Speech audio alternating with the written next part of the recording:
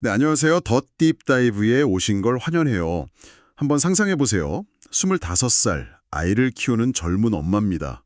하루하루가 고되고 지칠 때 내 마음속에 나만 아는 비밀의 문이 있다는 걸 발견해요. 그 문을 열면 내가 가장 자유로웠다고 느꼈던 고등학교 시절로 돌아갈 수 있는 거죠. 정말 매력적인 도피처 아닐까요? 오늘 우리가 깊이 파고들 자료는 바로 그런 꿈의 세계를 만들었지만 그 세계가 악몽으로 변해버린 한 여성 크리스티나의 성경적 상담사의 연구입니다. 네, 말씀하신 대로 정말 흥미로우면서도 아주 심각한 사례죠. 이 여성은 자신의 상상 속 세계를 완벽하게 통제할 수 있다고 믿었어요. 그랬겠죠? 자기가 만든 거니까요. 하지만 기독교인이 된 지 6달 만에 그 통제력을 잃기 시작합니다. 상상 속에서 자기도 모르게 사탄을 숭배하는 그런 어두운 모습들이 나타나기 시작한 거죠. 아, 오늘 우리는 이 자료를 통해 한 사람의 내면 세계가 어떻게 만들어지고 또 어떻게 무너질 수 있는지, 그리고 그 근본적인 해결책이 어디에 있는지 함께 탐색해 보려고 합니다. 이건 단순히 한 개인의 이야기가 아니라 우리 모두의 마음속에서 일어날 수 있는 싸움에 대한 이야기이기도 하고요. 맞아요. 나쁜 습관을 고친다. 이런 차원을 넘어선 문제 같네요. 그럼 먼저 크리스티나가 정확히 어떤 상황에 부딪혔는지, 그녀가 말하는 꿈의 세계가 대체 어떤 곳인지부터 자세히 들여다볼까요? 좋습니다. 크리스티나는 이 세계를 자기가 원할 때 언제든 들어갔다 나올 수 있는 공간이라고 설명해요. 그 안에서 그녀는 서너 개의 다른 인격을 연기하죠. 다른 인격이요? 네. 그런데 문제는 신시아라는 이름의 자아예요. 이 신시아가 크리스티나가 기독교인이 된 이후부터 갑자기 사탄을 숭배하기 시작했다는 겁니다. 세상에. 심지어 다른 자아들에게 아주 저속한 말을 내뱉고 과거에 음란했던 경험들을 자랑처럼 늘어놓기도 하고요. 잠깐만요. 그게 정말 충격적이네요. 스스로 만든 상상 속 인물이 자신의 의지와는 다르게 움직이기 시작했다는 거잖아요. 마치 자신이 만든 창조물이 자신을 배신하는 그런 영화 속 이야기 같아요. 바로 그 지점이 이 사례의 핵심입니다. 그리고 더 중요한 단서가 있어요. 크리스티나 스스로 이 모든 귀괴한 상상들이 최근에 읽고 있는 오컬트 관련 서적의 내용과 아주 흡사하다고 고백했다는 사실이에요. 아, 그러니까 외부에서 들어온 정보가 그녀의 내면 세계를 오염시킨 일종의 바이러스 역할을 한 거군요. 정확합니다. 그렇다면 이 문제의 원인을 좀 더 체계적으로 분석해 볼 필요가 있겠어요. 이렇게 생생하고 어두운 환상의 세계는 대체 어디서부터 온 걸까요? 심리적인 문제일까요? 아니면 영적인 공격일까요? 자료에서는 그 원인을 크게 세 가지로 분석하고 있어요. 세 가지요? 네, 첫 번째는 방금 말씀하신 것처럼 그녀의 생각을 형성하는 양식입니다. 크리스티나는 오컬트 서적을 읽으면서 자신의 환상에 필요한 이미지, 어휘, 줄거리 이런 것들을 스스로 공급하고 있었어요. 아, 재료를 계속 넣어주고 있었군요. 그렇죠. 이건 단순히 책을 읽는 수준이 아니라 자신의 상상 세계를 건설하기 위한 건설자재를 계속해서 들여온 셈이죠. 그렇군요. 무심코 먹는 음식이 우리 몸을 만들듯이 무심코 읽는 책이 우리의 정신세계를 만드는 거네요. 그런데 왜 하필 환상의 배경이 늘 고등학교 시절이었을까요?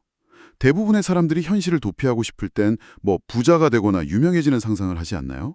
왜 그녀는 과거에 그렇게 집착했던 걸까요? 아주 예리한 질문이에요.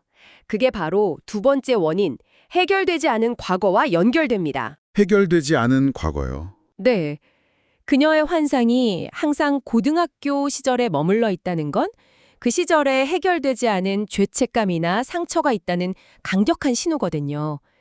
자료에서는 그녀가 기독교인이 된 이후에도 온전히 회개하거나 처리하지 못한 과거의 부도덕한 경험들, 어쩌면 사탄 의식이나 오컬트 집단과 직접적으로 관련된 경험이 있었을 가능성까지로 시사하고 있어요. 아, 과거의 상처가 현재의 환상 속에서 계속해서 괴물처럼 되살아나고 있는 거네요. 맞습니다. 듣기만 해도 마음이 무거운데 마지막 세 번째 원인은 뭔가요? 세 번째 원인은 현실로부터의 도피예요. 도피.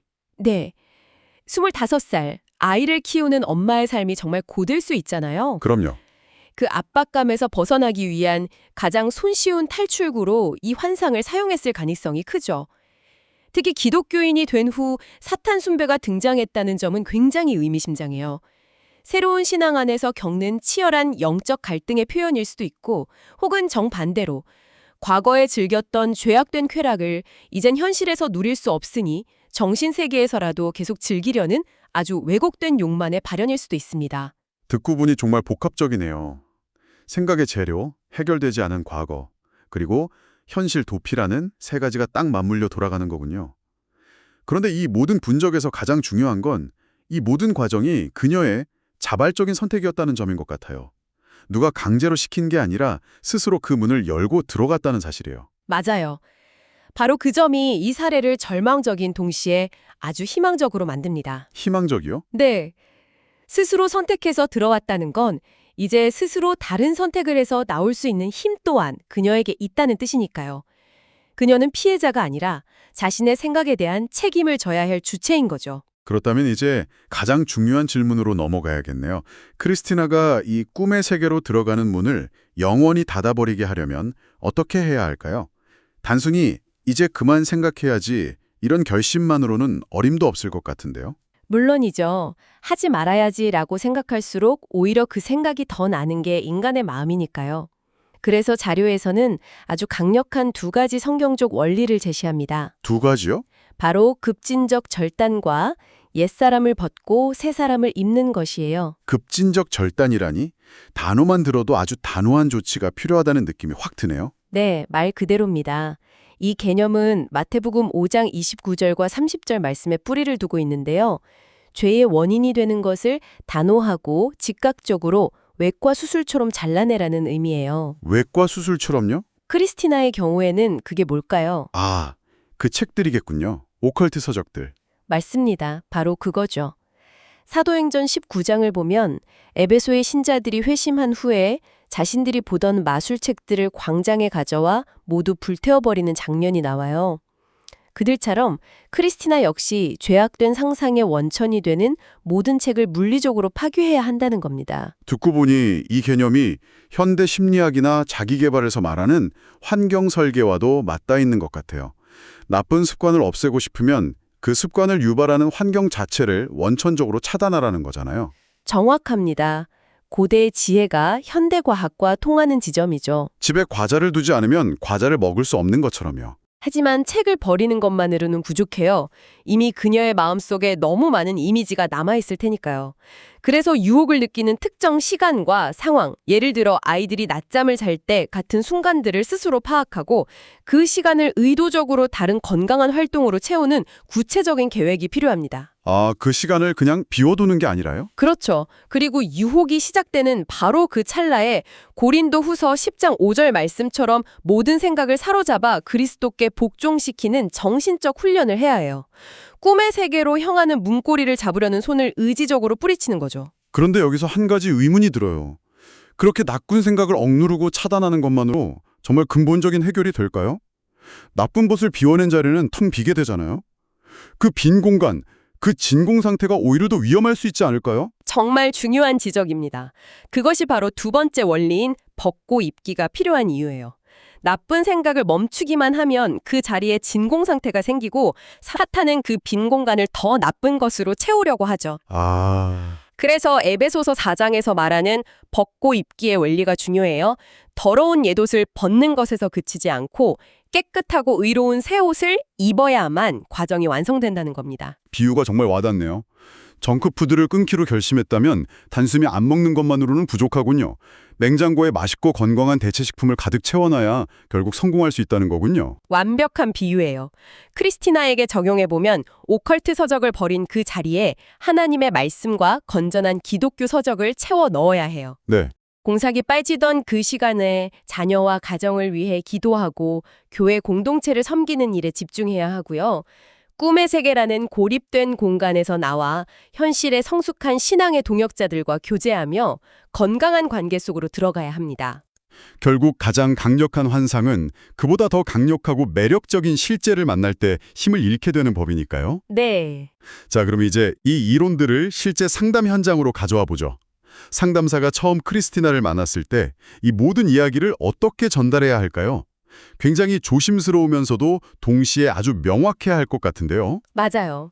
자료에서는 복음을 통해 즉각적인 희망을 주면서도 문제의 본질에 대해서는 아주 직접적으로 접근해야 한다고 강조해요. 첫째, 이것이 단순한 나쁜 버릇이 아니라 하나님 앞에서 죄임을 부드럽지만 단호하게 알려줘야 합니다. 죄? 네. 자발적으로 사탄을 숭배하는 환상을 즐기고 음란한 공상에 빠지는 것은 성령의 전인 우리의 몸과 마음을 오용하는 것이라고 설명해줘야 하죠. 죄라는 단어를 직접적으로 사용하는 것이 좀 가혹하게 들릴 수도 있을 것 같아요. 오히려 더 큰 죄책감에 빠지게 하지는 않을까요? 충분히 그렇게 생각할 수 있어요. 그래서 정죄가 아니라 진단으로서의 죄를 이야기하는 것이 중요합니다. 진단이요? 네. 의사가 환자에게 이것은 암입니다 라고 정확히 진단해야 치료를 시작할 수 있는 것처럼 이것이 죄임을 명확히 해야만 회개와 용서 그리고 진정한 자유로 나아갈 수 있기 때문이에요. 아, 희망을 주기 위한 명확성이군요. 정면으로 질문해야 해요. 쓰레기 같은 정보로 당신의 정신을 채우면서 어떻게 그리스도 안에서 건강하게 성장하기를 기대할 수 있겠어요? 라고요. 마지막으로 그리스도 안에서의 새로운 정체성을 강력하게 심어줘야 합니다. 정체성. 신시아라는 역할과 고등학교 시절의 과거는 이제 당신이 벗어버려야 할 옛사람의 일부일 뿐 당신은 더 이상 과거의 사람이 아니라고 선포해주는 거죠. 정체성을 다시 세워주는 것, 그게 정말 핵심이겠네요.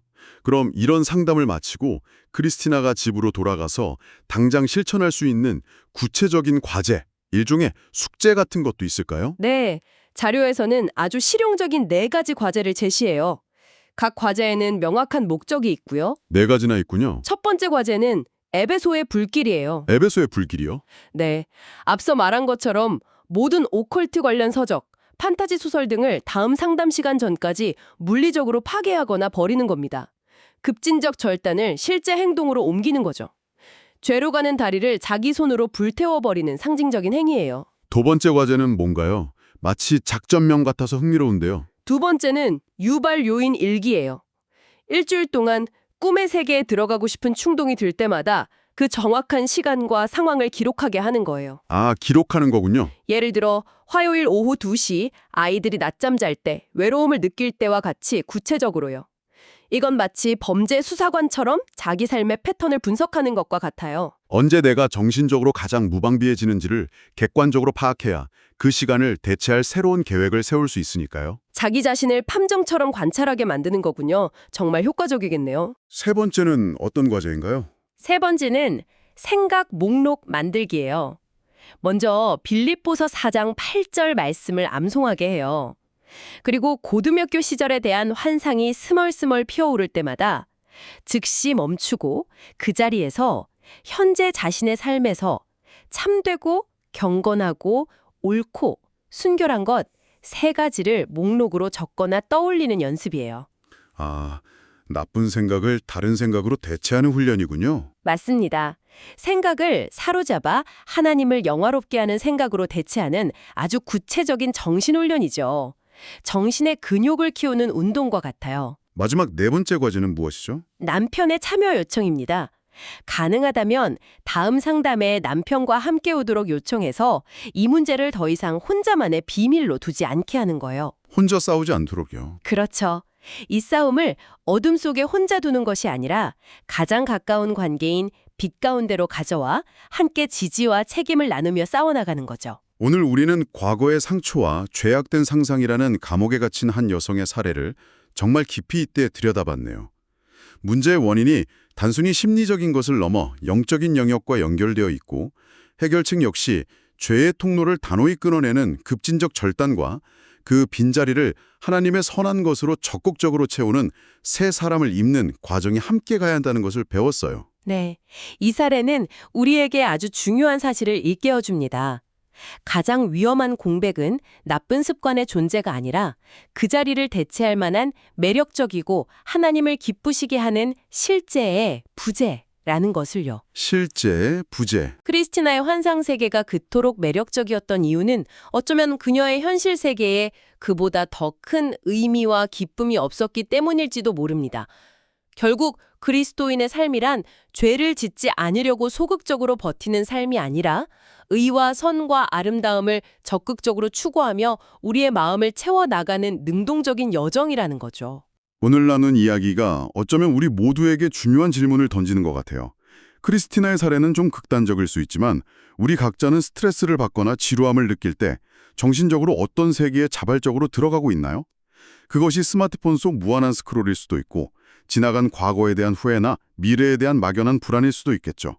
오늘 당신의 마음이 습관적으로 도피하는 그곳은 어디인지, 그리고 그 세계를 형성하는 데 영향을 미치는 건축자재는 무엇인지 조용히 돌아보는 시간을 가져보는 건 어떨까요?